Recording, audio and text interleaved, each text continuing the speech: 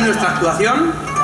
Nos vamos a despedir con el 1 de mayo, no sin antes volver a repetir, de verdad, muchas gracias al Ayuntamiento, al grupo de Luis II y sobre todo al pueblo de Torrent. Muchísimas gracias porque nos estamos sintiendo como en casa, de verdad. Ya sabéis que en Teruel tenéis vuestra casa y más concretamente en Utrillas. Muchísimas gracias.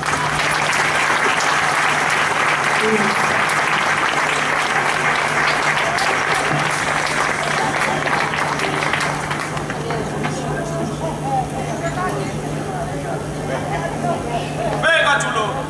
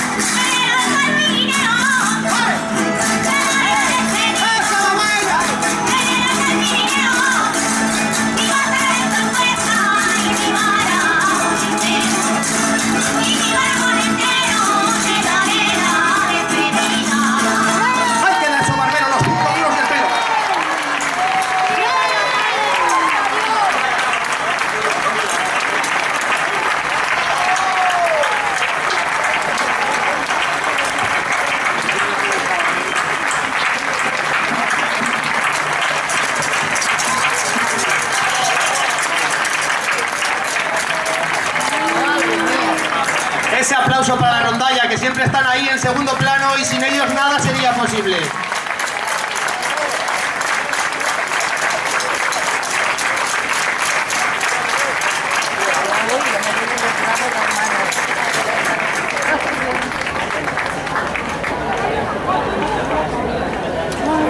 haya energía.